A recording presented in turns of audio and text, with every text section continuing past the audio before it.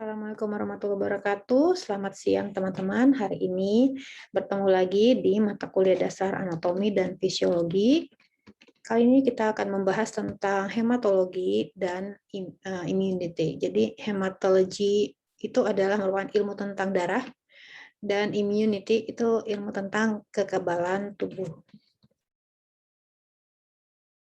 Sebagai overview dari pertemuan sebelumnya, ketika kita membahas tentang sistem kardiovaskuler, jadi sistem kardiovaskuler itu sendiri terdiri dari darah, jantung, dan pembuluh darah. Nah, pada pertemuan kali ini kita akan membahas tentang darah itu sendiri dan sampai ke fungsinya secara umum. Nah, darah itu ternyata merupakan jaringan ikat. Secara fisik, memiliki kekentalan yang lebih tinggi daripada air. Temperatur darah itu sendiri sedikit di atas suhu tubuh kita, sekitar 38 derajat Celcius maksud saya, dan pH di sekitar 7,35 sampai 7,45. Darah ini sendiri merupakan 8% dari berat tubuh kita. Dan pada orang dewasa volumenya kurang lebih 4 sampai 6 liter. Darah itu sendiri, kalau kita melihat cairan darah, kita lihat itu cairan berwarna merah. Sebenarnya di dalam itu sendiri terbagi atas beberapa bagian. Yang pertama itu 55%-nya merupakan bagian yang cair yang dikenal dengan plasma. Dan sisanya 45%-nya itu merupakan elemennya sendiri berupa sel, darah, dan fragmen. Nah, dari porsi dari darah ini sendiri, itu nanti ada ukuran atau parameter yang dikenal namanya dengan hematokrit, yang merupakan persentase dari total volume darah dibandingkan dengan sel darah merah itu sendiri. Untuk plasma darah sendiri, itu memang sebagian besar terdiri dari air, lebih dari 90%-nya, dan sisanya merupakan larutan, zat terlarut. Nah, zat terlarut sendiri itu bisa berupa protein, zat nutrisi, vitamin, hormon, gitu ya, dan bahkan sampai ke sisa dari metabolisme. Untuk elemen di darah sendiri, itu ada sel darah merah, sel darah putih, dan platelet.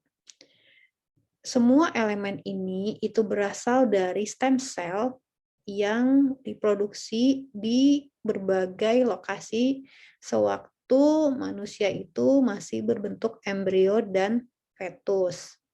Nah, ketika lahir, sumsum tulang gitu ya, red bone marrow akan menjadi sumber utama untuk memproduksi elemen darah ini melalui sebuah proses yang disebut dengan hemopoiesis.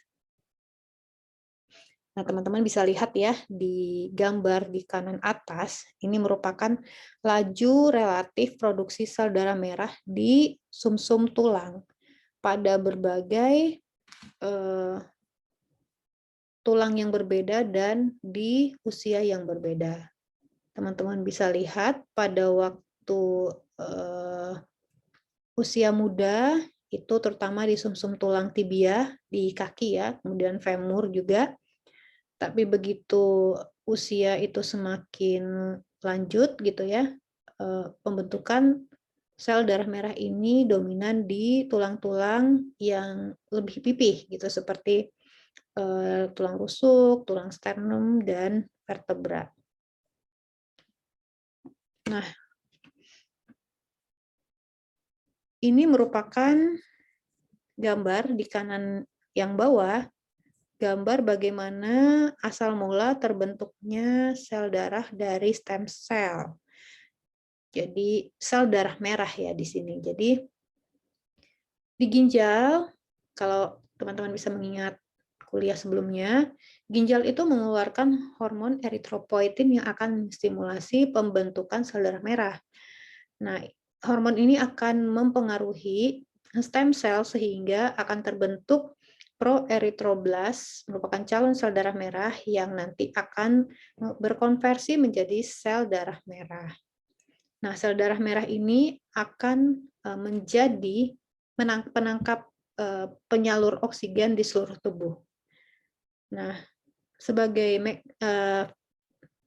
negatif feedback, ketika oksigenase ini sudah cukup, maka proses ini akan menurunkan produksi eritropoietin sehingga tidak mesti diproduksi kembali sel darah merah yang banyak gitu. Nah, tapi oksigenase di jaringan ini juga bisa rendah, terganggu apabila gitu ya ada gangguan pada sel darah merah. Contohnya yang pertama pada volume darah yang rendah, misalnya pada pendarahan ketika habis kecelakaan atau ketika kehilangan darah ketika operasi, kemudian anemia, kekurangan sel darah merah, kemudian hemoglobin yang rendah akibat penyakit-penyakit tertentu, kemudian aliran darah yang kurang ke seluruh tubuh, dan penyakit paru-paru.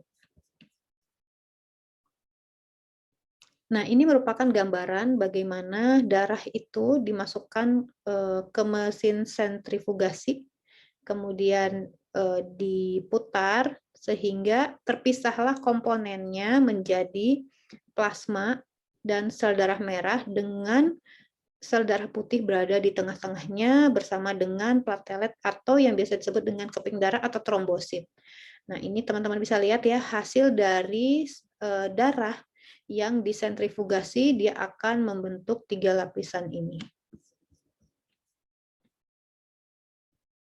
Fungsi darah secara umum itu untuk mentransfer oksigen, karbon dioksida, nutrisi, zat gizi gitu ya, dan sampah-sampah metabolisme serta hormon.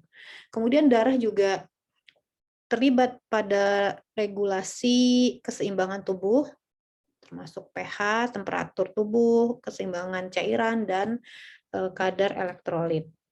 Kemudian darah itu sendiri bisa mencegah kehilangannya sendiri melalui pembekuan darah. Dan darah juga memproteksi tubuh kita dengan cara melawan toksin atau racun dan mikroba dengan mekanisme tertentu yang dijalankan oleh sel darah putih atau plasma protein yang memang terspesialisasi untuk memproteksi tersebut. Nah, sekian penjelasan darah sampai fungsinya secara umum. Terima kasih atas kehadirannya. Sampai jumpa minggu depan. Terima kasih.